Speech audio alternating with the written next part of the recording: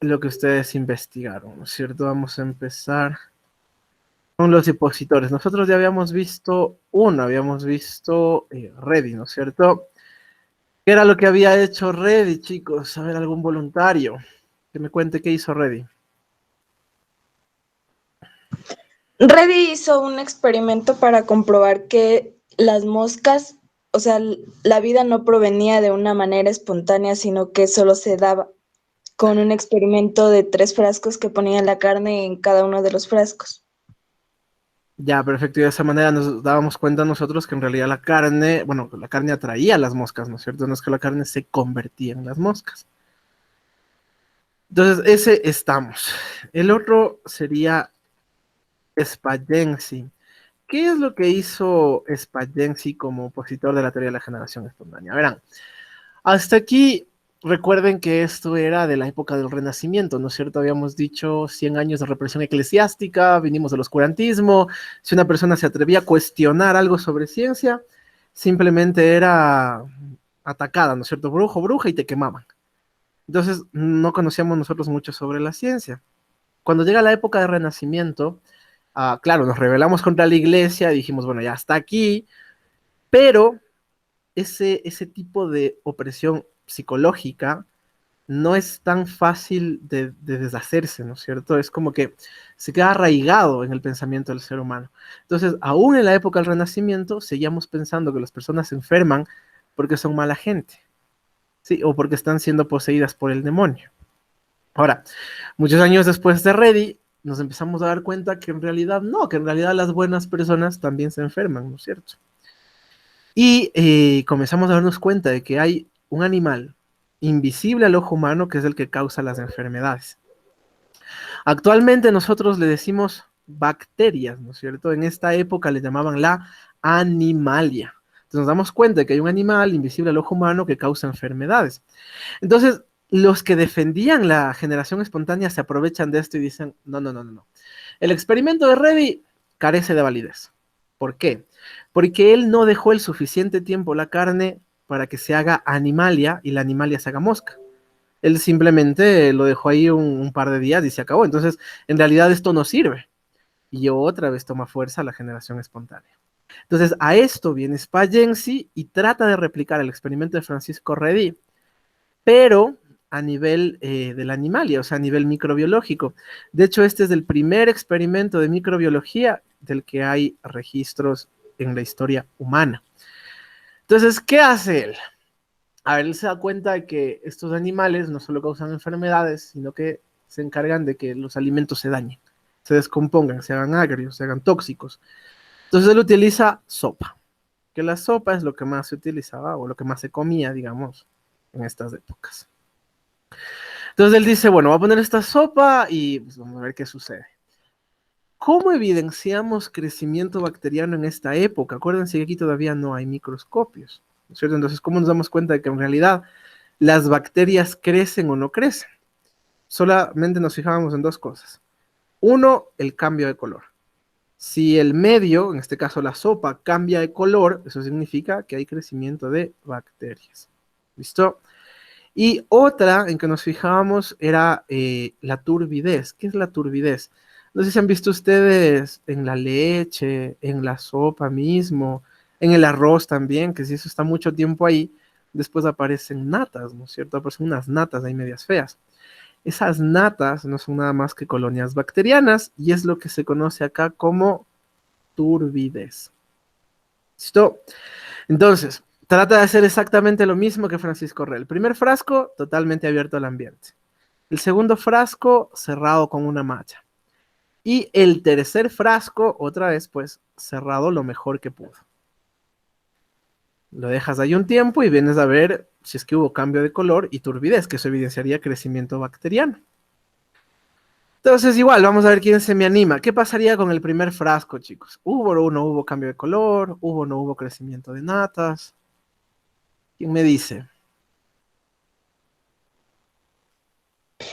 Sí hubo debido a que el olor atrae a las moscas o también los microorganismos que se encuentran en el aire.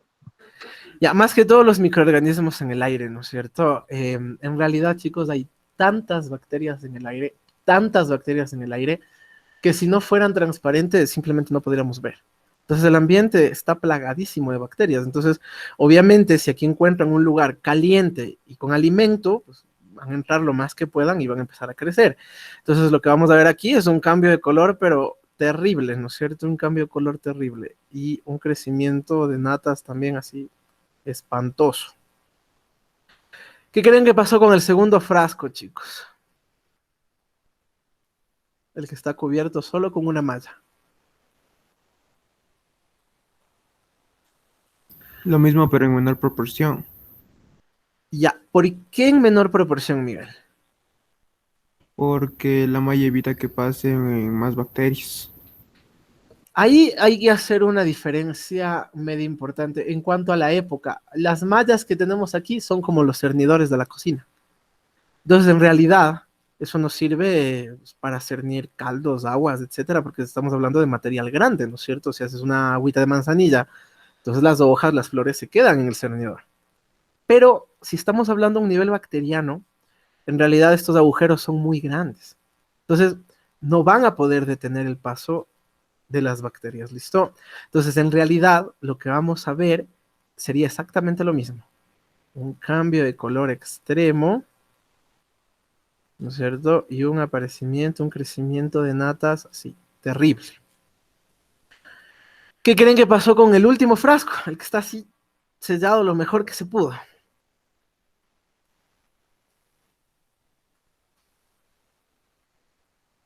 Veamos qué me dice Leslie Padilla. ¿Estás con nosotros, Leslie? No pasa nada porque está cerrado. Ya. En realidad, chicos, pasó exactamente lo mismo. Un cambio de color terrible, ¿no es cierto? Y un aparecimiento de natas atroz también. Ahora, la pregunta sería, ¿por qué? ¿No es cierto? ¿Por qué en el último frasco, si el último frasco sí está cerrado lo mejor que se puede? Muy sencillo, porque al momento de tapar el frasco, atrapas algo de aire y ya estás atrapando bacterias. Esa una. Otra, ¿cómo se prepara una sopa? Una sopa se prepara hirviendo agua, ¿no es cierto? Y hervir agua, chicos, no es un método de esterilización. Aquí, pilas con dos conceptos importantes, vamos a anotarles. Concepto de esterilidad y concepto de asepsia. Estos dos métodos nos ayudan a disminuir, por así decirlo, la cantidad de microorganismos en algún objeto, en algún alimento. Pero ¿cuál es la diferencia? Cuando nosotros hablamos de esterilidad, hablamos de matar todo.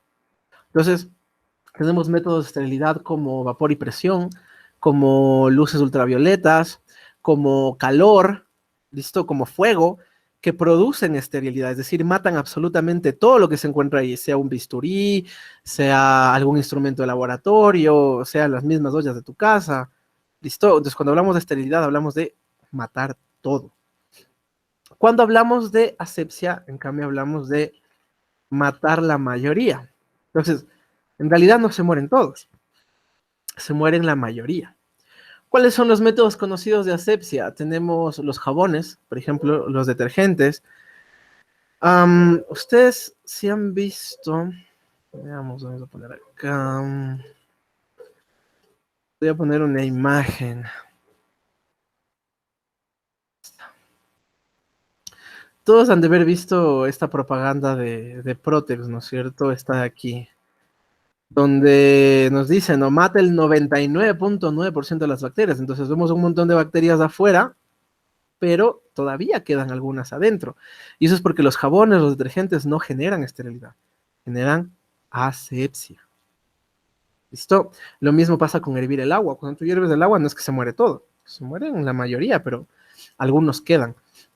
Entonces tú estás preparando una sopa aquí, que la tapas con aire lleno de bacterias, y encima el agua también tiene bacterias, entonces obviamente van a crecer, se van a multiplicar, y vamos a ver exactamente lo mismo.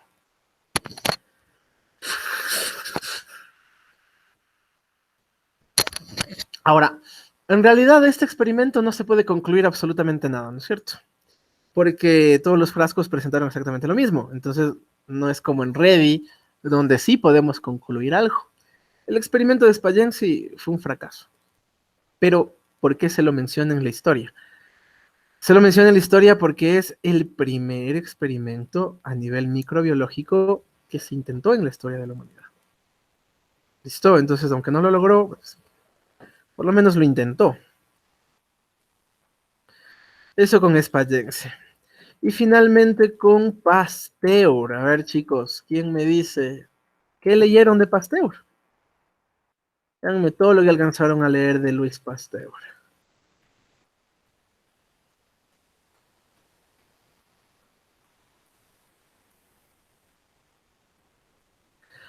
A ver, vámonos con Dani PG. Estás con nosotros, Dani.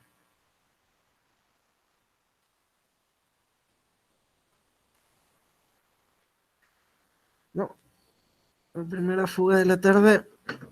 A ver.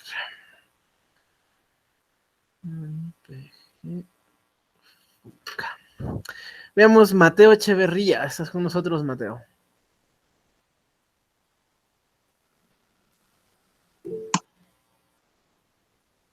Bueno, Leslie me alza la mano. Dime, Leslie, compártenos lo que nos quieres decir.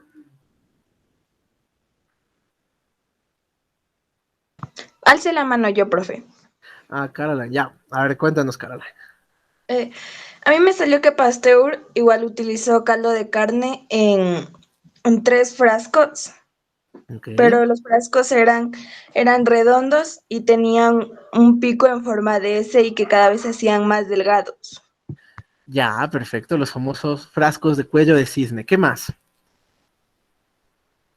Bueno, si es que le hice algo más. Le calentó al caldo y en los 2 primeros frascos no pasó nada y en el tercero, al rato de cortarle el pico, los microorganismos interactuaron con el caldo de carne y fue por eso que se contaminó. Ya, muy bien. Entonces, sí, una diferencia importante, ¿no es cierto?, entre Spagenzi y Pasteur, es que Pasteur ya era un microbiólogo hecho y derecho. Entonces, Pasteur ya tenía instrumentos de laboratorio, ya sabía hasta los nombres de algunos microorganismos, ya sabía dónde crecen, qué necesitan. Entonces, lo que él hizo ya para abolir por completo la teoría de la generación espontánea y decir, bueno, ya hasta ahí llegó, ya no quiero saber más de esa teoría, es utilizar justamente lo que dice Caroline, ¿no es cierto? Utilizó unos frascos que se conocen como cuello de cisne, que son así, listo, con un fondo redondo. Entonces utilizó 3, siguiendo el mismo esquema de Reddy, ¿ok? Del experimento original. Pero como digo, a diferencia de Spagenzi, Pasteur sabía exactamente el requerimiento de los nutrientes que necesitan estos microorganismos, que necesitan las bacterias. Entonces, él no utiliza sopa, él utiliza algo que se conoce como caldo nutriente. ¿Listo?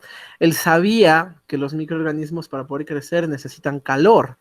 Entonces decide poner una fuente de calor acá, decide poner fuego. Y él ya sabía que las bacterias crecen aproximadamente de 2 a 3 días. Entonces, bien, observar resultados de 2 a 3 días.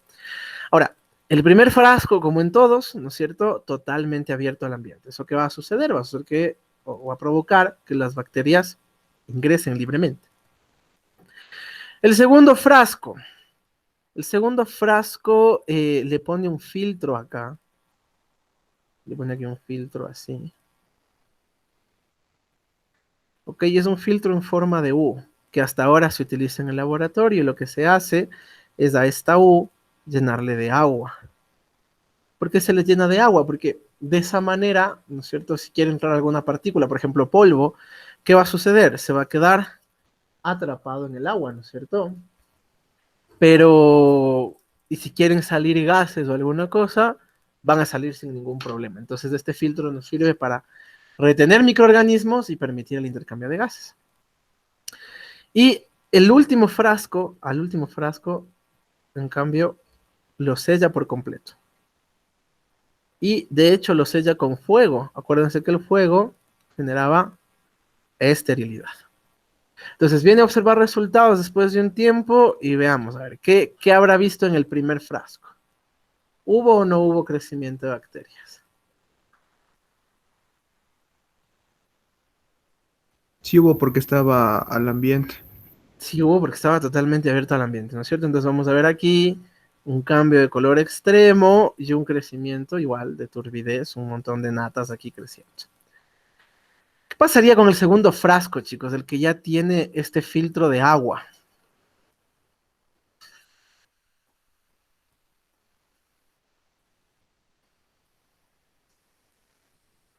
¿Qué me dicen? ¿Qué pasó ahí?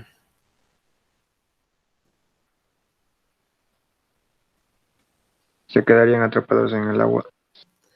Ya, la mayoría de microorganismos, la mayoría de bacterias se van a quedar atrapados aquí, ¿no es cierto? Pero aquí sí hubo un pequeño cambio de color, ligero en realidad. ¿Por qué? Porque sí hay microorganismos, chicos, que son capaces de moverse en el agua. Entonces, como hay bacterias que se pueden mover en el agua, entonces algunas, por más filtro de agua que les hayamos puesto, igual van a pasar, pero no muchas. ¿Y qué pasaría en cambio con el último frasco, chicos? El último, el que ya está sellado totalmente con fuego a cal y canto.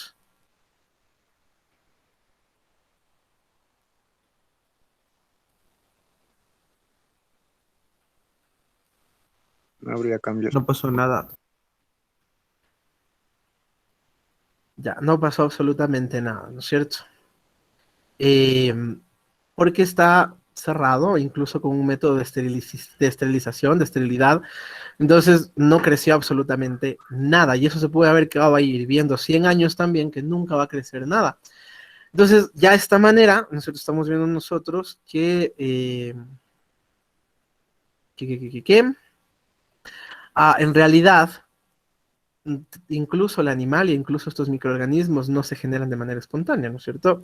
Sino que, o sea, no vienen de la materia muerta, como decían los que defendían la generación espontánea. Entonces, de esa manera, ya se hace una abolición por completa de la teoría de la generación espontánea, ya no hay más que discutir, ya sabemos que es una teoría falsa.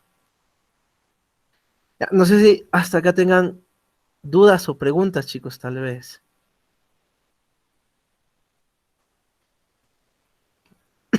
¿No?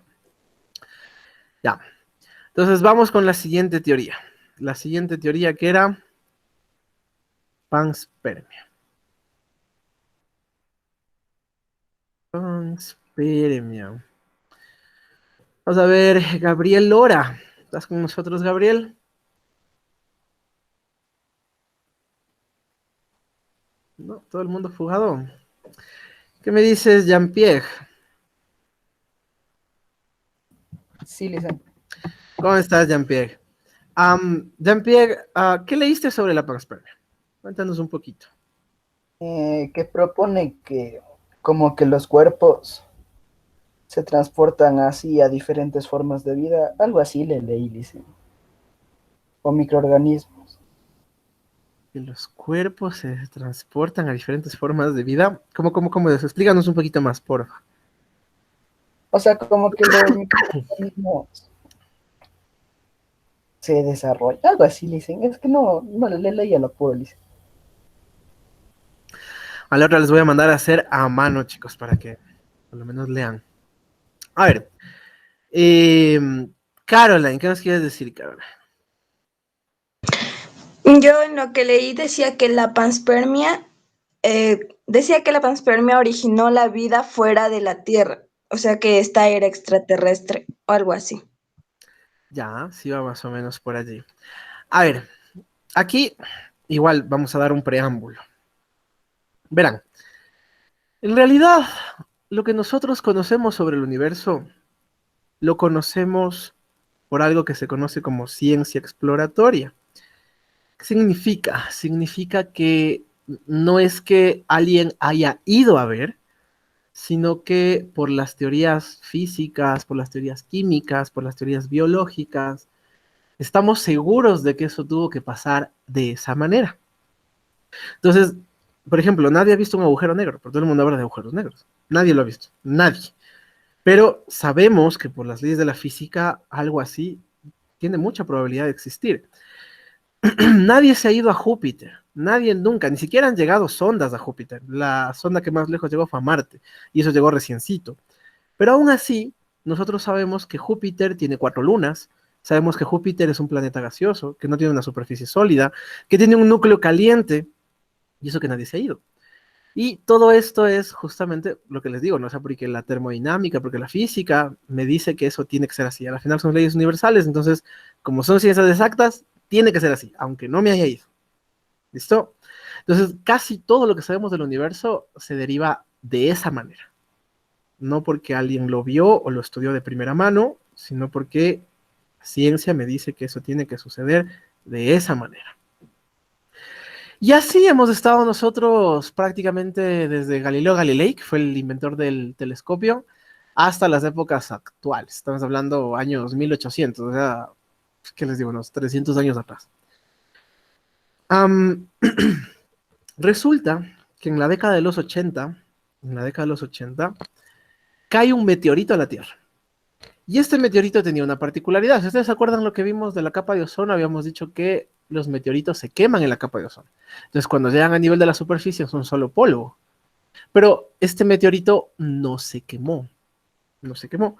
Porque tenía un tamaño suficientemente grande como para no quemarse, pero también era suficientemente pequeño como para chocarse contra el planeta y no causar mayor daño. Ahora, en esta época, imagínense, teníamos nosotros la oportunidad de estudiar algo, ¿no es cierto?, que viene del espacio, de primera mano. No porque la ciencia nos diga que es así, sino nosotros mismos verlo, nosotros mismos explorarlo, nosotros mismos analizarlo. Entonces, fueron las mejores mentes del mundo, las mejores mentes del planeta, a analizar este meteorito. Y pues, obviamente, lo primero que hicieron es partirlo a la mitad, para ver, pues, qué tiene adentro. Ahora, una vez que lo parten, el primer hallazgo que ellos tienen es un hallazgo increíble, o sea, prácticamente cambió todo nuestro concepto sobre el universo y sobre la vida en el universo. Aquí adentro encontraron agua. Y eso ya de por sí es bastante loco, ¿no? Es un descubrimiento bastante loco, porque imagínense que nuestro planeta es de un 75% agua. 75% agua, las 3/4 partes del planeta es agua. Los seres vivos son entre un 60 y un 70% agua. El ser humano es un 65% agua. Y nosotros en este cuerpo que viene del espacio estamos encontrando agua, la molécula más abundante del planeta Tierra. Entonces es un descubrimiento, así como les digo, súper loco. Pero no se queda ahí. Cuando cogen esta agua y se la llevan a analizar en el laboratorio, resulta que adentro de esta agua disueltos encontramos aminoácidos. Ahora, vamos a hacer un pequeño paréntesis aquí para que entiendan la importancia de esto. Hay unas cosillas que se denominan como biomoléculas, ¿sí? Y las biomoléculas, chicos, son las moléculas principales para la generación de vida en el planeta Tierra. Lo que quiere decir que toda la vida en el planeta Tierra tiene al menos estas 5 biomoléculas. ¿Puede tener más? Sí. ¿Puede tener menos? No. Los virus, que son los organismos más sencillos, están compuestos exactamente por estas 5. ¿Listo? Entonces, ¿cuáles son estas 5 biomoléculas? Tenemos carbohidratos, tenemos lípidos, tenemos proteínas, tenemos ácidos nucleicos y finalmente el famoso ATP. Entonces, estas son las 5 biomoléculas generadoras de vida en el planeta Tierra. ¿De qué están hechos los carbohidratos? Los carbohidratos están hechos de carbono, de hidrógeno y de oxígeno. Entonces, ahora las moléculas de carbohidratos van a presentar estos 3 átomos. ¿De qué están hechos los lípidos? Los lípidos están hechos también de carbono, también de hidrógeno y también de oxígeno, pero con una diferencia clave entre los carbohidratos. Resulta que las cadenas de carbono en un lípido están esterificadas. Ahora, tal vez no sepan en este punto qué significa que algo esté esterificado, pero no importa. Ya en química vamos a ver las diferentes estructuras de las moléculas orgánicas y vamos a ver más a fondo esto. Pero por ahora apréndanse que una diferencia entre los lípidos y los carbohidratos es la esterificación de las cadenas de carbono. ¿Listo? ¿De qué están hechas las proteínas? Las proteínas están hechas de aminoácidos. ¿Qué tenemos en los ácidos nucleicos? Tenemos dos tipos. Tenemos el ADN y tenemos el ARN. ¿Y qué es ATP? ATP es adenosín trifosfato. Trifosfato. Esta molécula es la molécula energética por excelencia para todos los seres vivos. Esto significa que todos los seres vivos, cuando necesitan realizar un procedimiento que necesita energía, siempre van a recurrir al ATP. Muy bien. Con esto en mente, imagínense que en este meteorito estamos encontrando la molécula más abundante del planeta y uno de los componentes de las biomoléculas principales generadoras de vida del planeta. O sea, es un descubrimiento súper fuerte porque hasta ese punto teníamos la idea que muchos tienen hasta ahora, ¿no es cierto? Que solo en la Tierra puede haber vida. Y ya con esto nos damos cuenta de que en realidad no, es la mayor mentira que nos han dicho. Ahora, esto en realidad crea un impacto bastante fuerte. Tal es el impacto que la NASA en 1996 comienza con la construcción de un cohete. Ya comienza con la construcción de un cohete. ¿Listo? ¿Qué finalidad tenía este cohete? Verán, los meteoritos son cuerpos celestes, se les dice, que viajan entre sistemas solares. Lo que quiere decir que este meteorito que cayó en la Tierra pudo haber venido de cualquiera de los sistemas solares vecinos al nuestro. Como nuestro universo es tridimensional, podemos tener por lo menos unos 6 sistemas solares alrededor nuestro, si no es más. Entonces, este meteorito vino de uno de ellos. O sea, estamos hablando de que en otro sistema solar también existen los componentes para generar vida terrestre. Ahora, en 1996 la NASA detecta, en cambio, la órbita de un cometa. Los cometas son cuerpos celestes más grandes que los meteoritos, entonces los cometas viajan entre galaxias. Aquí estamos hablando de que ese sí viene desde bien lejos, o sea, años luz de aquí. Y teníamos la oportunidad perfecta porque el cometa iba a tener una órbita muy cerca de la Tierra y la idea era que podamos estudiarlo. Entonces, en 1996 comienza la construcción de un cohete. Este cohete termina de hacerse en el 2002, lo que quiere decir que su construcción se demoró 6 años. En el 2002 se da el despegue de este cohete. Y la idea era que este cohete alcance el cometa, lo destruya por completo y poder ver nosotros qué hay adentro. Este cohete se demoró 4 años en alcanzar al cometa. Lo que quiere decir que lo alcanza en el 2004. ¿Listo? Y en realidad, o sea, los cálculos de ingeniería de esa época fueron tan perfectos que efectivamente cuando se desprende, ¿no es cierto?, la parte, obviamente misión no tripulada, ¿no? Cuando se desprende la parte delantera del cohete e impacta directamente contra el cometa, lo destruyó, o sea, lo destruyó por completo. Y en cambio la otra parte tenía aquí un montón de sensores justamente para ver qué tiene esto, ¿no es cierto?, para hacer lecturas. Y resulta que en este cometa, ojo, que viene de otra galaxia, encontramos también agua. Y también encontramos aminoácidos. Pero a diferencia del meteorito, aquí encontramos aminoácidos esenciales. Los aminoácidos esenciales, chicos, son aminoácidos típicos de la vida vegetal. Y acuérdense lo que habíamos dicho cuando vimos características del planeta Tierra. Sin vida vegetal, no existe absolutamente nada. Ahora, ojo, esto no es una película, ¿no? Pila, chicos, esto no es una película. Esto es algo que pasó. Sí, lo pueden investigar, lo pueden googlear para que vean todo el experimento. Incluso hay videos de esto. Entonces, perdón, ya con toda esta evidencia, perdón, chicos, ya con toda esta evidencia se empezó a procesar o empezó a tomar fuerza una teoría antigua que era una teoría propuesta por un científico que se llamaba Arrhenius.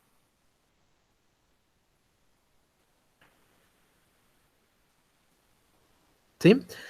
¿Y qué nos dice esta teoría? Esta teoría nos dice prácticamente que los componentes necesarios para la generación de vida viajan en los cuerpos celestes. Pero aquí, pilas con una distinción, chicos. No nos dice que la vida viaja en los cuerpos celestes. Eso no quiere decir que en un meteorito te vas a encontrar un parásito alienígena, te vas a encontrar un bebé extraterrestre. No, porque eso no va a suceder. Lo que viaja en los cuerpos celestes, cometas, meteoritos, asteroides, no es vida, sino que son los componentes necesarios para generar vida. Y esa es una diferencia muy importante con esta otra teoría que yo les mencionaba, que era la teoría cosmológica, que esa teoría también ya está totalmente descartada, ¿no? La teoría cosmológica sí nos hablaba de que la vida es la que viene en los cuerpos celestes, entonces prácticamente somos descendientes de extraterrestres. Es como la historia de Superman, ¿no? Que pones un bebé en un meteorito, llega a un planeta y se reproduce, pero en realidad eso es ilógico, eso es absurdo, eso no puede pasar. No se puede transportar vida en un cuerpo celeste por las condiciones, pero sí se pueden transportar los componentes, porque al final estos son solamente moléculas. Eso es panspermia, chicos. No sé si tienen alguna pregunta ahí.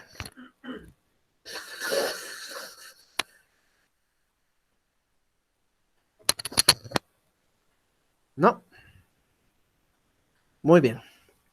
Vamos a la última teoría, que era la teoría de Oparin. Entonces es lo mismo, chicos. A ver, ¿quién leyó Oparin? Nos quiere contar un poquito.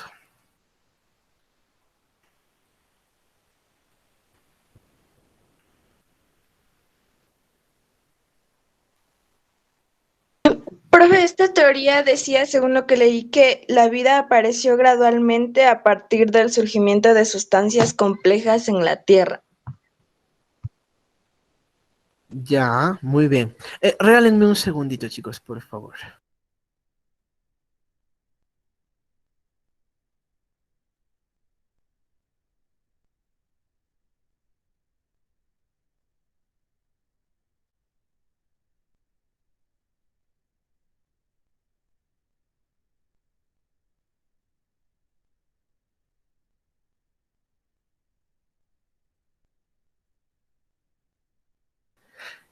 Ya, mis queridos chicos, mil disculpas. Sí, entonces, como nos dice Caroline, ¿no es cierto? Estamos hablando de una autogeneración, ¿no es cierto? Y es una diferencia importante en cuanto a panspermia, porque en panspermia nosotros estamos diciendo que estas biomoléculas, estas 5 biomoléculas que les presento allí, vinieron en los cuerpos celestes. Pero según Oparin, en cambio, no.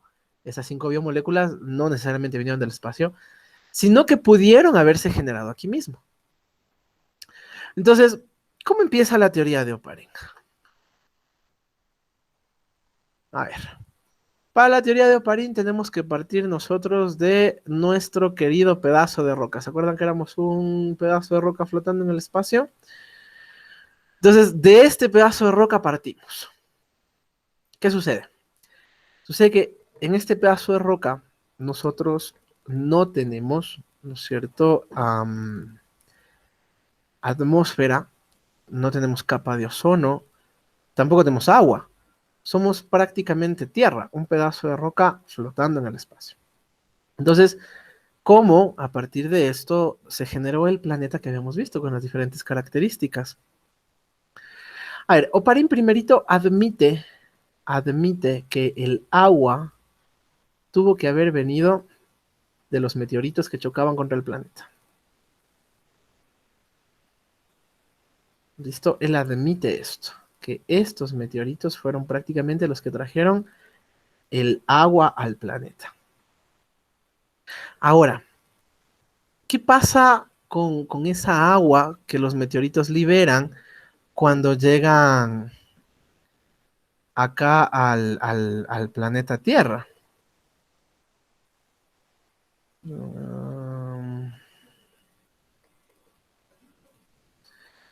Un ratito, chicos, por favor.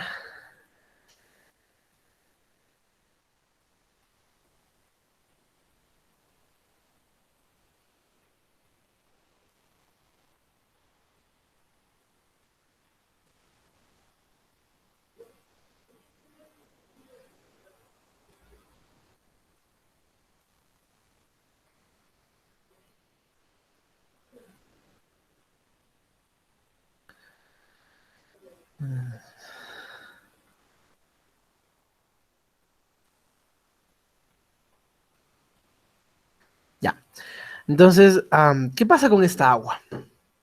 Veamos, aquí, como no tenemos nosotros capa de ozono, primero los meteoritos van a chocar de lleno, ¿no es cierto? No va a haber esa pulverización que se hace con las capas.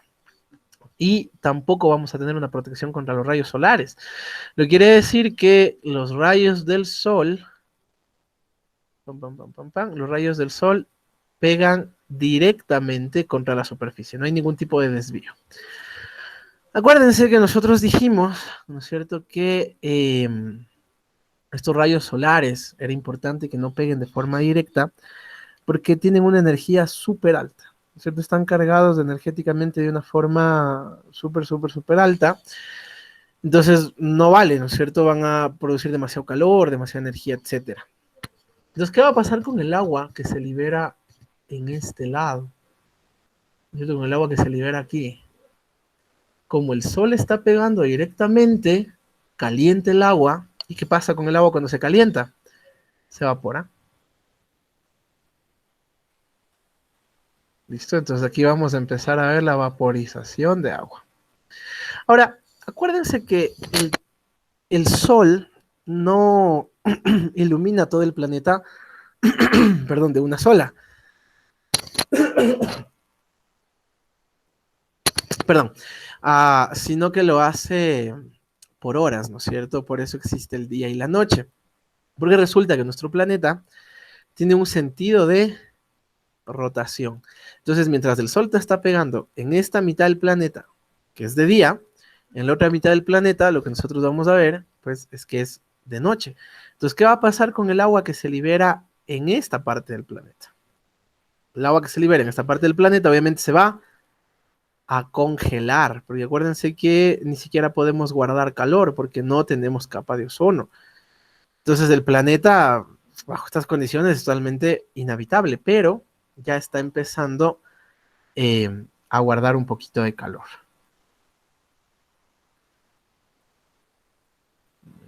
Ya.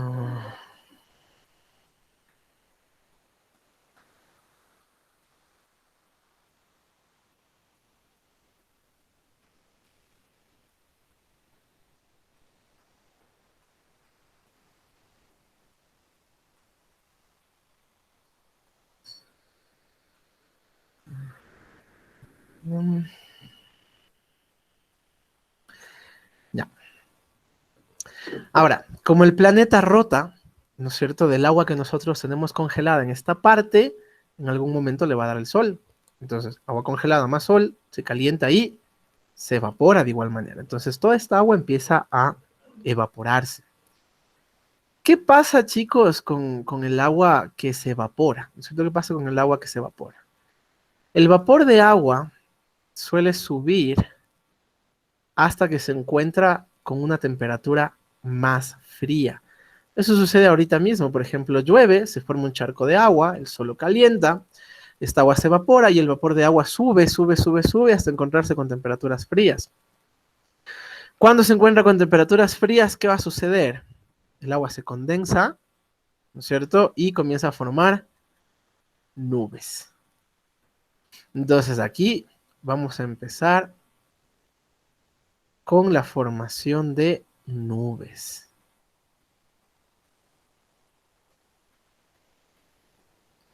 Listo, muy bien.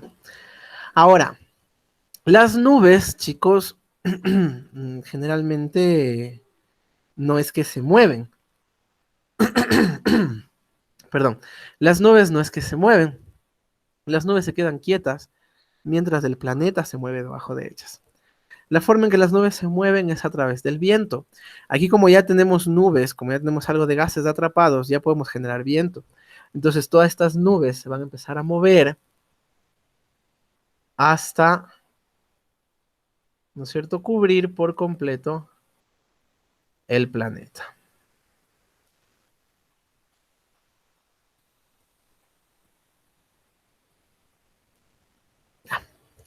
Ahora, estas nubes resultaron ser tan densas, pero tan densas, que no permitían el paso de los rayos solares. A diferencia de la capa de ozono que permitía el paso de algunos, estas no permitían el paso de ni uno solo.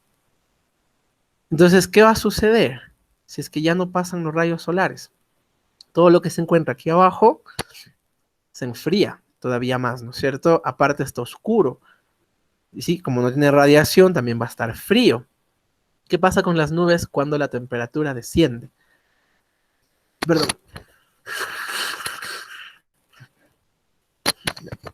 Cuando la temperatura desciende, lo que hacen las nubes es condensarse todavía más, ¿no es cierto? Y forman precipitación, que nosotros le conocemos como lluvia. Entonces, técnicamente aquí empezó a llover en todo el planeta. Ahora, ¿durante cuánto tiempo sucedió esto? Esto sucede durante aproximadamente 5.000 años. Entonces, por 5.000 años, el planeta va a estar con total lluvia y con total oscuridad. No sé si hasta aquí tienen alguna duda, chicos, alguna pregunta. Y sí, y eso que el planeta al inicio era lleno de magma y estaba caliente.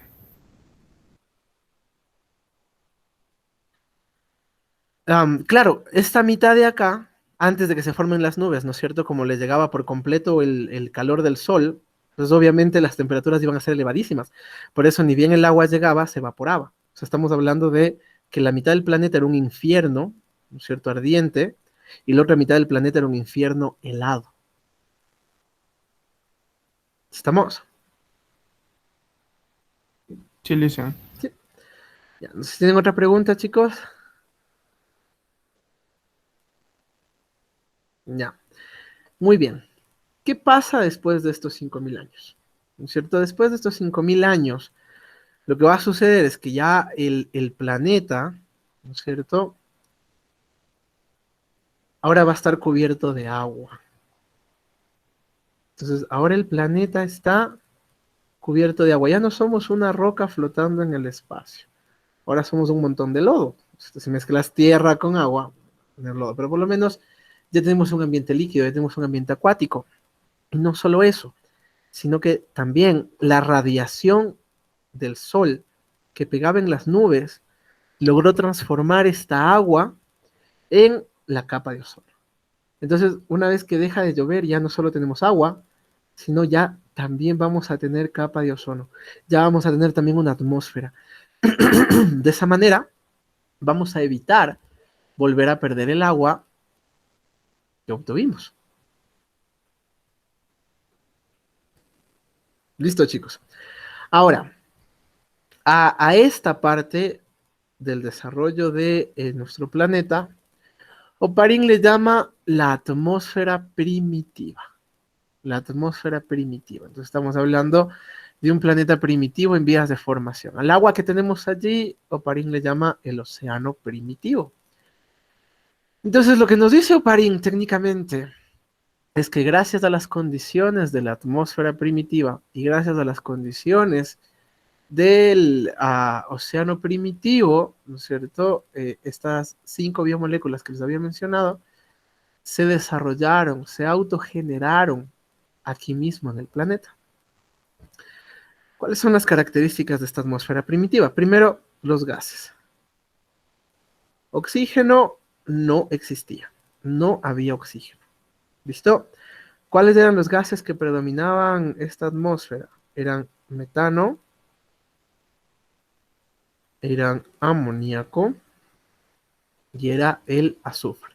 Aparte del vapor de agua. Entonces, estos gases son los que predominaban la atmósfera primitiva. Y esta atmósfera era carente de oxígeno.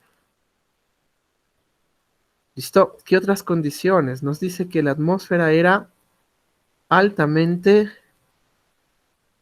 ionizada. Que la atmósfera era altamente ionizada. ¿Qué significa esto de ionizado? A ver, ¿qué es un ion? Por ejemplo, esto es un átomo. Esto es un átomo. Cuando yo agrego esto, ahora tengo iones. Entonces, técnicamente, ¿qué es un ión? Un ión no es nada más que un átomo que tiene carga. Y esta carga puede ser tanto positiva como negativa. ¿Listo? Cuando la carga es positiva, esto se conoce como anión. Y cuando la carga es negativa, esto se conoce como catión. Entonces, decir que la atmósfera es altamente ionizada es lo mismo que decir que tenemos un montón de iones y un montón de cationes. Ahora, ¿esto en qué nos afecta? Veamos.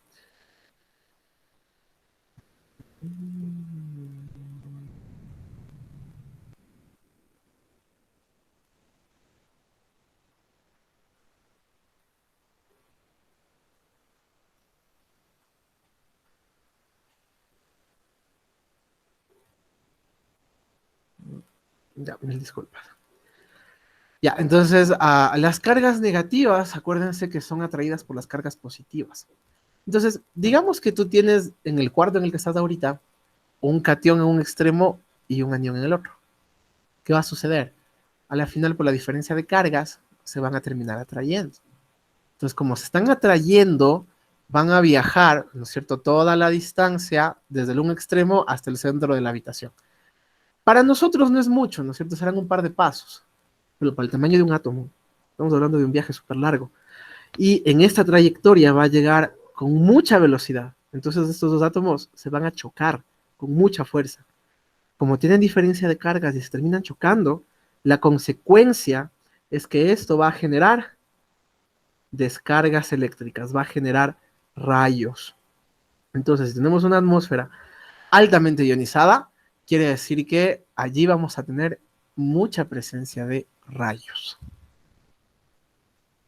¿Listo? Y otra característica de la atmósfera primitiva también era un delta T. ¿Qué significa delta T? Este triangulito significa delta y delta siempre va a significar variación. T significa temperatura.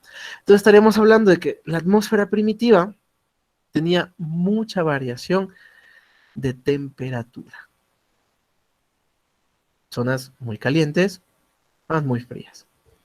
Entonces, por estas características, estas moléculas chocaban, se rompían, eran destrozadas. Acuérdense que ahí estamos hablando de moléculas simples. Vamos a poner así unos palitos para representar a las moléculas simples. Entonces estas moléculas simples terminan chocándose, terminan rompiéndose, entonces se chocaban y se rearmaban, se chocaban y se rearmaban. ¿Listo? Y cada vez que se volvían a armar, se armaban cada vez más complejas. Entonces se chocaban y se rearmaban, se chocaban y se rearmaban, y cada vez que lo hacían, se iban haciendo cada vez más complejas. Y de esta manera terminaron generando las biomoléculas que conocemos hoy. Ahora, entonces el secreto de la vida, ¿no es cierto? Porque generar las biomoléculas no es suficiente para generar vida. Entonces, ¿dónde está el secreto de la generación de vida? Resulta que a una de estas biomoléculas se le ocurrió hacer esto. Se le ocurrió rodear a las demás. Y el rato que hace eso es en realidad cuando se genera la vida en el planeta. Ahora, la pregunta sería, ¿por qué? ¿Por qué es tan importante? ¿Por qué es el secreto de la vida que a esta molécula se le haya ocurrido hacer esto? ¿Qué dicen, chicos?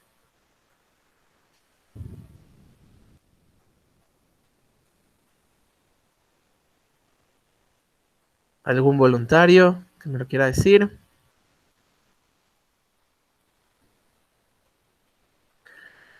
A ver, Ibáñez Kevin, sigues con nosotros, Kevin.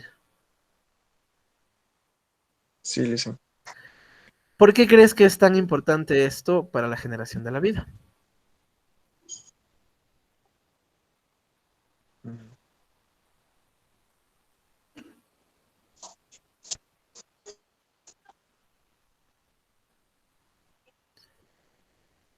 ¿Qué opinas, Kevin? Este,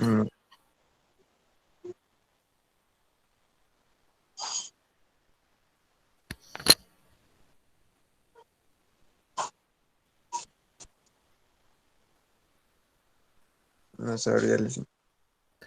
¿Qué piensas? Lo que se te ocurra, Kevin, de lo que has visto en la clase. Pues mm, creo que debe ser para que pueda, ¿cómo es? Mm,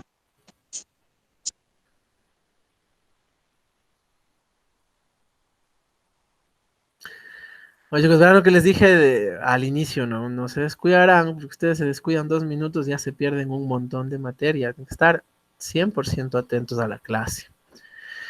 Bueno, ¿por qué es tan importante esto? Muy sencillo, porque aquí se genera un medio externo y un medio, ay, perdón, un medio interno, el interno es acá, y un medio externo.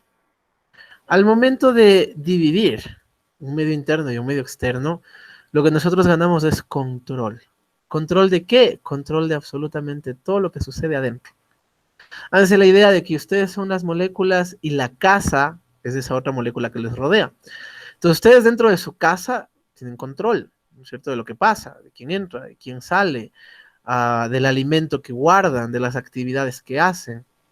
Entonces dentro de su casa tienen el control, pero cuando salen de su casa ya no tienen el control, ¿no es cierto? Les pueden atropellar, les pueden robar, les pueden matar, puede pasar miles de cosas que ustedes no controlan en realidad. Entonces la idea de generar un medio interno es tener un control de las actividades, ¿para qué? Para permitir el desarrollo. Por eso este paso es uno de los más importantes para la generación de vida. Ahora, este primer ser vivo que ustedes ven aquí, Oparín le llamó coacervado. Y es prácticamente el primer ser vivo del planeta Tierra. Características del coacervado, obviamente era anaeróbico, porque acuérdense que no había oxígeno. ¿Listo? ¿Cómo le llama la ciencia? La ciencia a este mismo animalito, en vez de coacervado, le llama protocélula. Pero estamos hablando exactamente de lo mismo, pilas con eso. ¿Preguntas hasta este punto, chicos?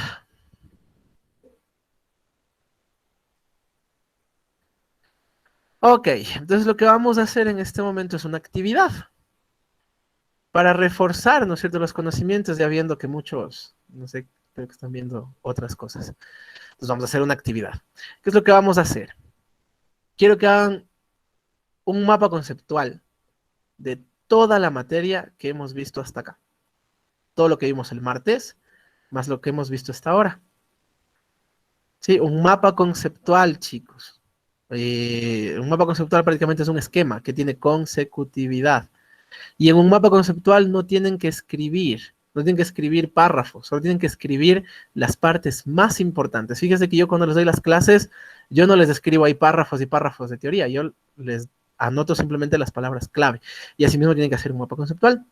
Entonces, este mapa conceptual le van a tomar una fotito, lo van a hacer a mano, de esos apuntes, obviamente, y lo suben al grupo.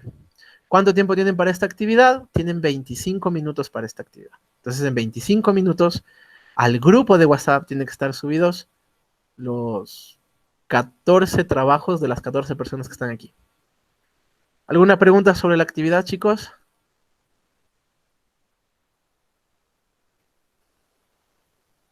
Perfecto, entonces en 25 minutos nos volvemos a... No se desconectarán, quédense totalmente conectados, simplemente hagan. En 25 minutos vuelvo a hablar con ustedes. Bueno, yo de 5 en 5 he de estar viendo cómo van. Háganlo bonito, con colores, con una regla.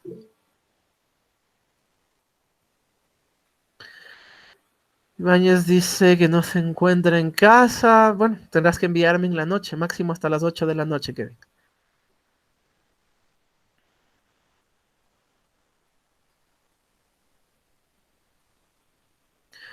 Listo, chicos, empiecen.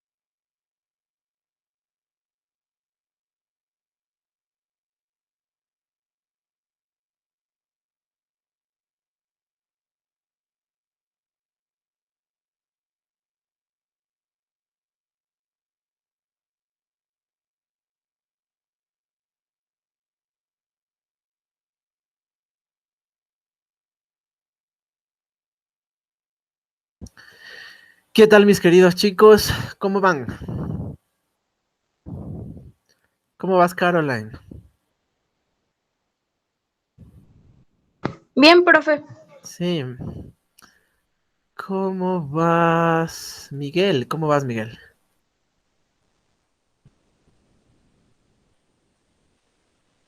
Bien, Licen, estoy pasando algunos apuntes y sigo haciendo. Ya, perfecto, chicos. Vamos, todavía tienen tiempo, ¿no?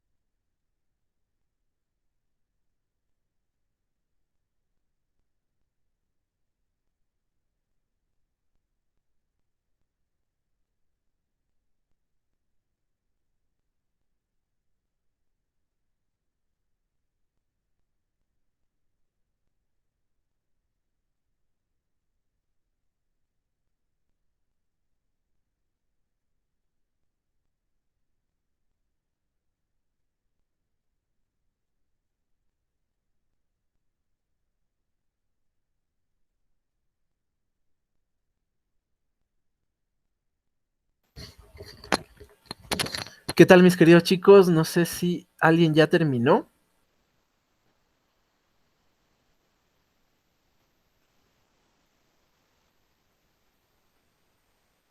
No, todavía no termina nadie.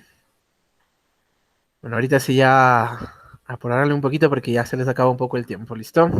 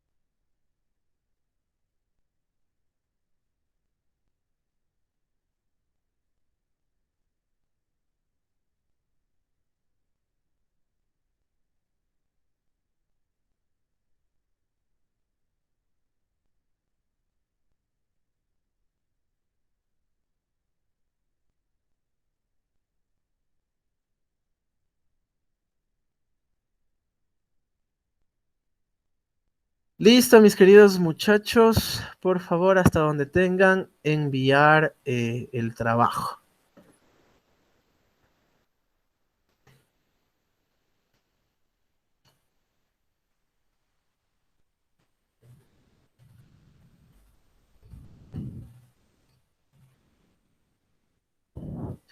Y ya saben que tienen que hacerle la fotito nada más y le suben con su nombre y listo.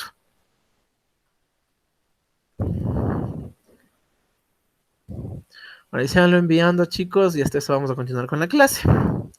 Entonces, a ver, hasta este punto ya vimos cómo se formó la vida, ¿no es cierto?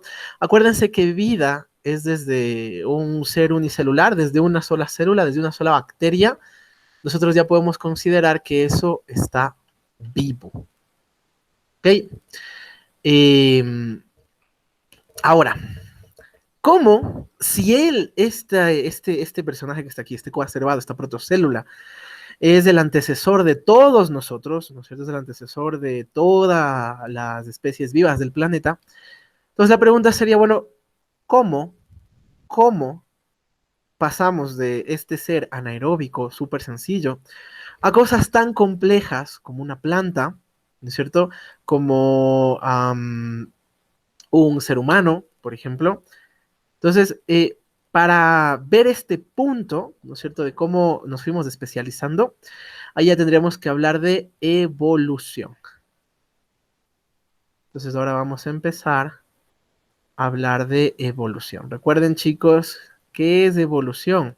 Evolución prácticamente es el cambio de una especie. No necesariamente la evolución es para bien, pilas con eso también. Simplemente la evolución se define como el cambio de una especie o la formación de una especie nueva. ¿Ok? Entonces, lo que vamos a ver ahora serían teorías de evolución. Ahora, como estamos nuevamente en teorías de origen, recuerden, vamos a tener dos frentes, ¿no es cierto? Un frente religioso y un frente científico. Pregunta sería, chicos, ¿qué nos dice la religión sobre la evolución? Para ustedes la pregunta. La persona que me quiera contestar.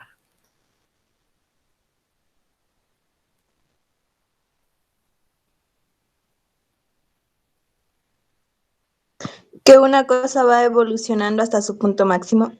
No, pero fíjate, Carolina, una pregunta. ¿Qué nos dice la religión de la evolución?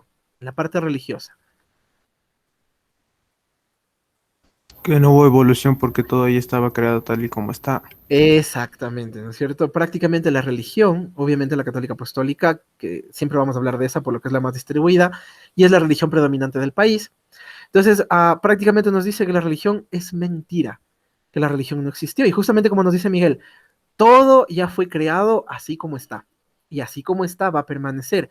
A esa teoría se le conoce como fijismo. Dice entonces, una primera teoría religiosa es el fijismo, que prácticamente nos dice que las especies permanecen inmutables en el tiempo. En otras palabras, no cambian. ¿Listo? Existe otra teoría eh, religiosa que es el catastrofismo. ¿Qué nos dice el catastrofismo? Verán, la religión, bueno, siempre ha sido peleada con la ciencia, ¿no es cierto? Y antes era mucho más, ahora ya no es tanta pelea, tratan de unificarse, pero antes la pelea sí era fea entre ciencia y religión. Y uno de los hallazgos científicos que estaba haciendo a la religión quedar mal fue el descubrimiento de los fósiles de los dinosaurios. Porque si es cierto que las especies no cambian, entonces, ¿de dónde salieron esos fósiles? Fósiles de dinosaurios, fósiles de mamíferos anteriores, de los mamuts, por ejemplo, tigres dientes de sable. Todas esas cosas estaban dejando la teoría religiosa por abajo. Y ellos lo negaban mucho. Entonces dijeron, no, o sea, esos huesos están puestos ahí por el diablo, decían, ¿no? Para atentar al ser humano. Ahora, llegó un punto en el que en realidad esto se volvió insostenible. O sea, ya los hallazgos eran a nivel mundial y ya era imposible negarlo. Entonces, ¿qué es lo que dijo la religión al respecto? Dijo, a ver, ya, sí existieron los dinosaurios, ya sí fueron seres también creados por Dios, dijeron, ya no son del demonio, también fueron creados por Dios, Pero, como no eran del agrado de Dios, Dios fue el que los mató. Entonces, ahí nace esta corriente que se conoce como catastrofismo, que prácticamente nos dice que este ser todopoderoso, ¿no es cierto?, genera vida, un tipo de vida. La mira, la estudia, ¿no es cierto? Y luego de un tiempo simplemente la mata, dependiendo de si es su agrado o no es de su agrado. En el caso de los dinosaurios no eran de su agrado, entonces el meteorito que los mató fue enviado por el mismo Dios. Y luego se supone que crea una vida totalmente distinta. Y en este caso, luego del fracaso de los dinosaurios, según la teoría catastrofista, ¿no? Su segunda creación fueron los seres humanos. Sin embargo, según los mismos catastrofistas, no somos una especie del agrado de Dios, entonces Dios también ya está viendo cómo deshacerse de nosotros. Y de esa manera se explica también los cambios climáticos tan erráticos que hemos tenido últimamente, ¿no? Tsunamis, terremotos, temblores, deslaves, derrumbes, lluvias, olas de calor, etcétera, etcétera, etcétera. Que para los catastrofistas no es nada más que Dios matándonos porque tampoco somos de su agrado. Catastrofismo, chicos. ¿Qué pasa en la parte científica?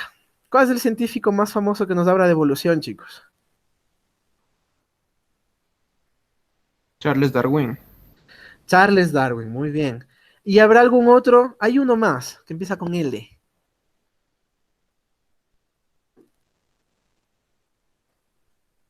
¿No? Lamarck.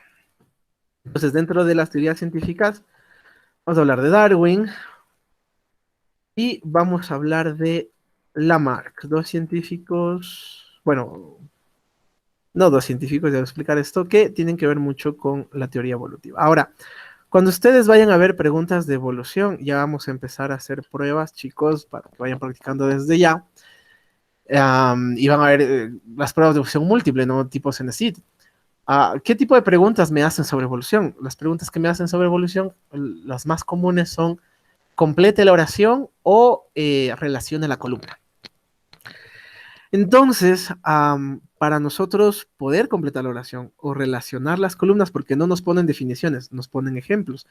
Nos dicen, por ejemplo, hay una especie de chango que tiene los brazos muy largos y esto les permite escapar de sus depredadores, y esto se dio gracias al uso de los árboles. Hay una especie de changos con los brazos muy largos y esto les permite escapar de los predadores, y esto se dio por mutaciones al azar. Entonces, son ejemplos así muy parecidos, pero las palabras clave son las que cuentan aquí. Entonces yo les voy a anotar las palabras clave, las que tienen que saber de memoria para poder distinguir si estoy hablando de Darwin o si estoy hablando de Lamarck. ¿Listo? ¿Cuáles son? Empezamos con Darwin. A ver, primera cosa, mencionar que Darwin en realidad no era un científico. No era un científico, no es algo malo tampoco, ¿no? Pero todo el mundo piensa que sí, pero en realidad no. Darwin vino acá a las Islas Galápagos, obviamente no con la idea de estudiar evolución, porque es un concepto que no existía, entonces es imposible que haya venido a estudiar evolución porque ni siquiera sabían qué era. ¿Para qué vino Darwin a las Islas Galápagos? En realidad Darwin era el aprendiz de un biólogo. Y a este biólogo le invita el Parque Nacional de Galápagos para que pueda hacer una categorización de todas las especies que habían, porque le dicen que aquí hay muchas especies distintas, entonces que le ayude para poder categorizarlas. Entonces el científico viene y viene pues con su ayudante, que era Charles Darwin. Ahora, los empiezan a pasear por las diferentes islas que hay para que vayan viendo las especies que existen, y Charles Darwin le llama la atención un animalito en especial, que es el famoso, vamos a ponerle negro, ya que es el famoso pinzón. ¿Por qué le llama la atención el pinzón? Porque Darwin se da cuenta de que este pajarito existía en todas las islas. En todas las islas había pinzones. Pero no en todas las islas el ave era la misma. Entonces, por ejemplo, a ver, les voy a poner esta imagen acá. Una mejor clarificación, fíjense. Aquí estamos viendo diferentes tipos de pinzones. Todos son pinzones. Pero ahí le llama la atención el pico.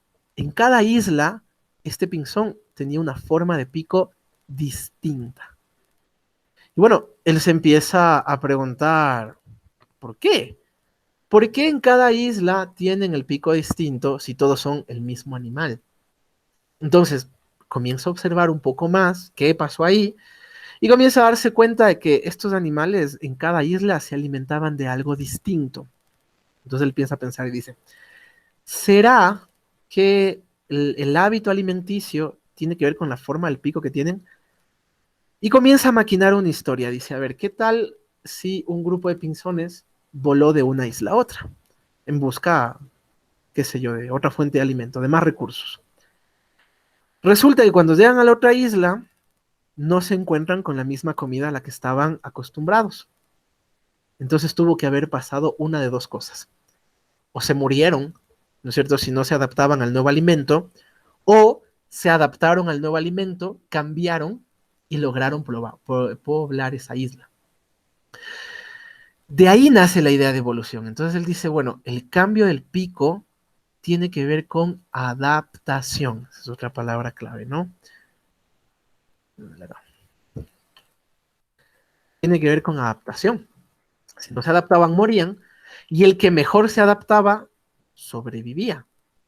Entonces, a partir de esta idea, de este concepto, se desarrolla su famosa teoría de la selección natural. Entonces, ¿qué nos dice la selección natural?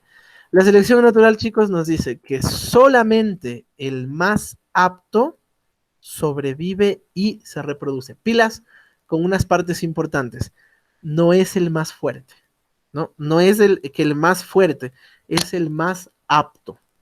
No siempre el más fuerte es el más apto. Hay muchos casos como los del mamut, por ejemplo, que por su mismo tamaño terminaron pereciendo. ¿Listo? Ahora, es importante que sobreviva, pero también es importante que se reproduzca. Porque de nada le sirve a un individuo tener unas características privilegiadas si no las perpetúa en su descendencia. Porque cuando él se muera, con él se mueren esas características, ¿no es cierto? Entonces la idea no es solo que sobreviva, sino que también se reproduzca. Ahora, perdón. Perdón, chicos, el ambiente. A ver, ahora, ¿cuál era la idea? Ah, sí. ¿Cómo se producen los cambios? Recuerden ustedes, chicos, que todas las características que tiene un ser vivo son guiadas por su material genético, por el ADN. Entonces, dependiendo de la codificación del ADN, una persona puede salir alta o puede salir pequeña, o puede salir más robusta, o puede salir más delgada, puede salir con el cabello lacio, con el cabello churón, con el cabello ondulado, con los ojos verdes, con los ojos azules, etc. Todo esto va a depender de la codificación del ADN. ¿Ok? Ahora, si es que nosotros queremos que una especie cambie, ¿qué necesitamos cambiar? Necesitamos cambiar el ADN. Entonces, a todos los cambios que se dan en el ADN se les conoce como mutaciones. Les conoce como mutaciones. Entonces, estas mutaciones que se van a dar dentro del genoma de una especie para que pueda cambiar, ¿sí? Para Darwin eran mutaciones al azar. Eran mutaciones que en realidad no controlaba absolutamente nadie. Puede que dentro de los pinzones que llegaron, qué sé yo, a comer insectos, hubieron picos muy largos, picos muy cortos, picos muy planos, picos muy anchos, y así se dieron varias mutaciones al azar hasta que dieron con la fija, ¿sí? Un poquito largo y no tan plano. Entonces, todas estas mutaciones al azar, lo que van a generar dentro de la población inicial es una variabilidad. Porque como son mutaciones al azar, se van a generar muchos individuos con muchas mutaciones. Y a la final, solo el más apto es el que va a sobrevivir. Y solo el más apto es el que se va a reproducir. No sé si este concepto está entendido, chicos. Díganmelo, por favor. O si alguien quiere que le repita alguna parte. Muy bien. Ahora, fíjense que se le puse un poquito más de abajo. ¿Por qué? Porque en realidad, esta parte de aquí pertenece a Darwin como tal. Evolución darwiniana. Esta parte de aquí también pertenece a Darwin, pero con conceptos más modernos. Entonces a eso se le llama neodarwinismo. darwinismo. Entonces, si nosotros ya incluimos los conceptos de mutaciones, de genomas y demás, ahí estamos hablando de un neodarwinismo.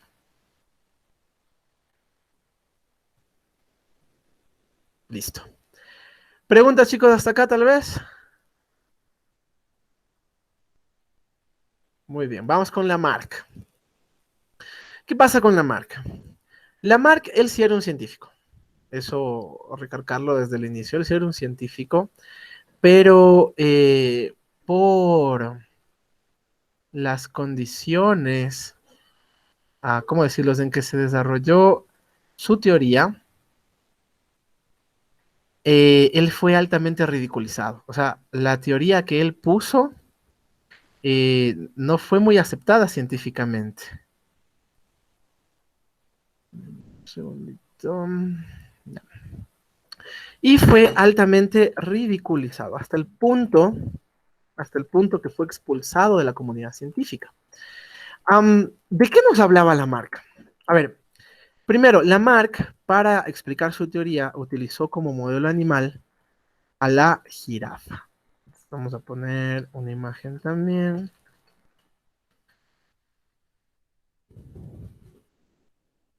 Aquí.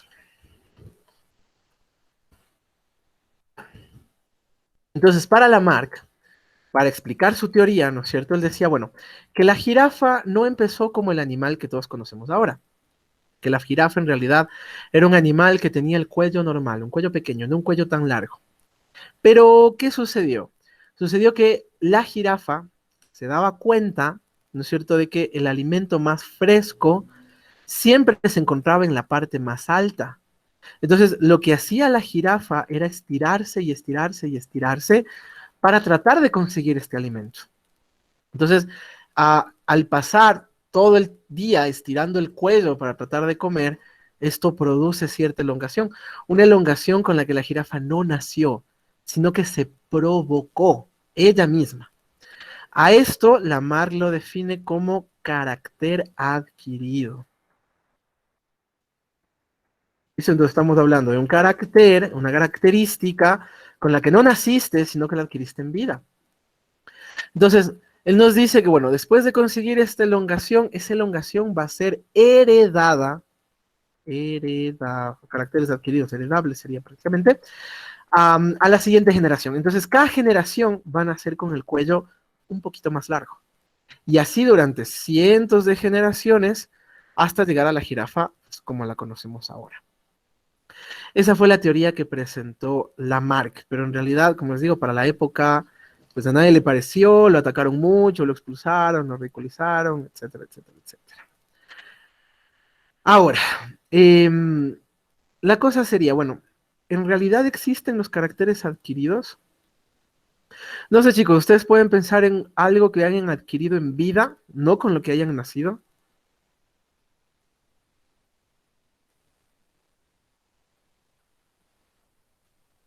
¿Qué me dicen? A ver, ¿qué me dices, Caroline?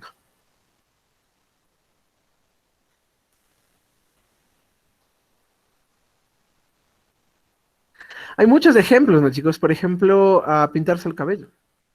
Si una persona se pinta el cabello de rubio, pues ya es un carácter adquirido, porque no nació rubia o rubio, pero se lo pintó, y ahora es rubia o rubio.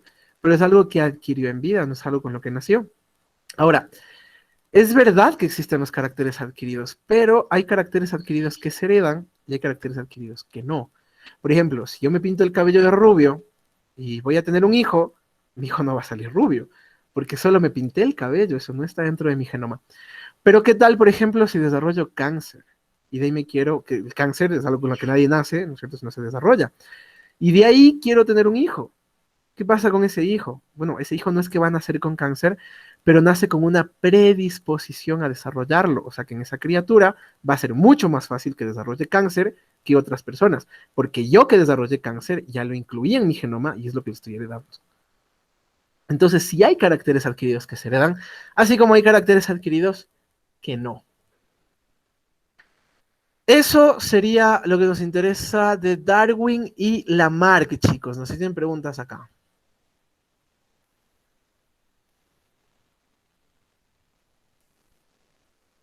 No, ninguna. Ok. Ahora, les había dicho, ¿no es cierto?, que esta parte de la evolución es el cambio de las especies o la generación de una nueva especie.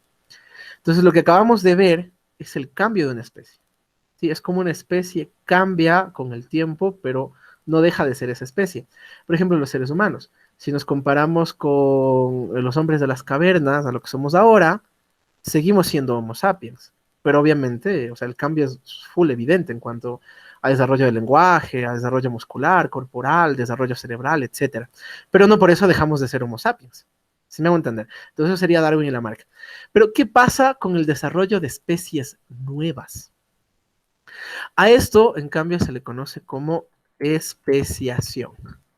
Entonces, ¿qué es la especiación? La especiación es un mecanismo mediante el cual, a partir de una especie, vamos a generar dos distintas. Entonces, ¿cómo funciona esto? Verán, un ejemplo súper sencillo. Vamos a poner dos aquí. ¿Qué pasa? No sé si conocen el panecillo en Quito. Es prácticamente una loma, ¿no es cierto? Es una loma pequeña, no es una loma muy grande. Entonces, pongamos el panecillo y digamos aves. Tenemos aves aquí y tenemos aves acá. Ahora, ¿qué sucede? Sucede que como esta elevación es bastante pequeña, entonces las aves de este lado pueden volar al lado de acá y las de este lado pueden volar al lado de aquí. Aquí tú te vas a encontrar un tipo de alimento y aquí te vas a encontrar otro. Pero como las aves pueden volar de un lado al otro, ellas pueden escoger qué quieren comer. Como las aves de un lado tienen contacto con las aves del otro, se van a reproducir entre ellas. Entonces es lógico pensar que las aves que me encuentro en un lugar van a ser las mismas aves que me encuentro al otro lado. ¿No es cierto? Porque hay contacto, porque se pueden intercambiar, etcétera. Pero, ¿qué pasa si nos vamos a un ejemplo más extremo? La cordillera de los Andes, por ejemplo.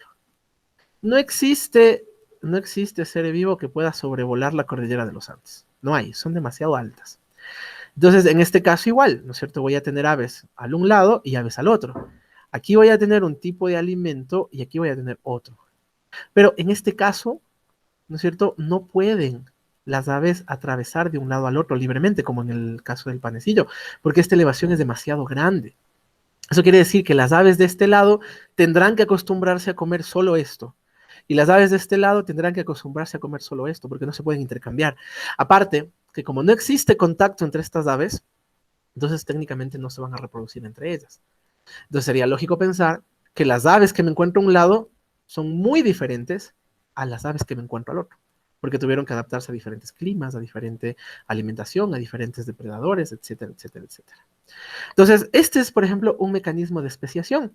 Y a este mecanismo de especiación se le llama mecanismo geográfico, porque tiene que ver geográfico con divisiones geográficas. ¿Listo? Un ejemplo más puntual. ¿Qué pasa con los seres humanos, por ejemplo? Existen diferentes tipos de seres humanos y hay una razón para ello. A ver, háganse la idea ustedes de que había un montón de Australopithecus. ¿Qué es un Australopithecus? Es como un simio, es como un ser humano, pero más parecido a un simio. Es el ancestro de todos los seres humanos. Entonces, háganse la idea de que estaba caminando un grupo de Australopithecus. Entonces, unos dicen, ¿saben qué? Yo creo que hay comida para la izquierda. Otros dicen, no, yo creo que hay comida para la derecha. Otros dicen, no, yo creo que hay comida si seguimos rectos. Y deciden dividirse. Los que se van para la izquierda llegan a la playa. Entonces, en la playa, ¿qué encuentras? Encuentras pescado, encuentras agua, encuentras arena, encuentras un clima cálido. Los que se fueron para la derecha se encuentran con nevados. En un nevado, ¿qué hay? Hay mucho frío, ¿no es cierto? Plantas muy pequeñas, presas muy pequeñas también, un poco de escasez de alimento. Y los que se fueron recto permanecieron en el bosque. ¿Qué te encuentras en el bosque? Un poquito de humedad, árboles muy altos, animales bastante salvajes, ¿no es cierto? Predadores muy salvajes. Igual te encuentras presas muy grandes para comer. Entonces, cada uno de estos grupos tuvo que adaptarse a condiciones distintas. Entonces, ¿qué pasó con los que se fueron en la parte alta? Obviamente perdieron un poco su pelaje, como no había mucho sol, la pigmentación de sus ojos, de su piel cambió, se hicieron más blancos, ojos claros, ¿no es cierto? Y de ahí nacen prácticamente todos los europeos, por eso les dicen nórdicos. ¿Qué pasa con los que fueron a la playa? Los que fueron para la playa, como con un clima más cálido, mucho sol, terminan perdiendo el pelaje, la pigmentación se hace más fuerte, justamente para resistir los rayos solares. Entonces se desarrolla otro tipo de ser humano. Y así. Entonces estamos viendo que la especiación dentro del planeta Tierra surge por mecanismos geográficos y por las adaptaciones a los diferentes medios a los que llegan estos seres vivos. ¿No tienen preguntas, chicos, hasta acá? Perfecto. Entonces ahora, como esta evolución, ¿no es cierto?, es de carácter científico, acuérdense que si es científico, tiene que ser demostrable. O sea, yo tengo que poder demostrar que eso sucedió así. Entonces, ¿de qué vamos a hablar? Vamos a hablar de las evidencias de evolución.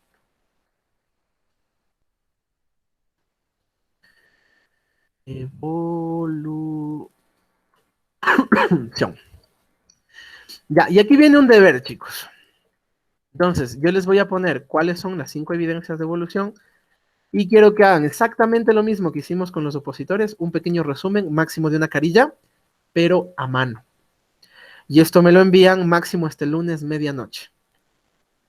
Entonces, ¿cuáles son las 5 evidencias de evolución? Tenemos evoluciones antropológicas, tenemos evidencias anatómicas, tenemos evidencias biológicas, tenemos evidencias moleculares y tenemos evidencias genéticas. Estas son las 5 evidencias de que la evolución existió. Y no se olviden su deber, tienen que hacer un resumen de una carilla de estas 5 evidencias a mano y enviarlo máximo hasta el lunes medianoche. Les voy a dejar también en el grupo. Resumen de una carilla a mano máximo hasta el lunes medianoche. Listo, mis queridos chicos, eso sería entonces todo por el día de hoy. Si no tienen preguntas, por favor háganlas para poder aclarar cualquier duda que tengan.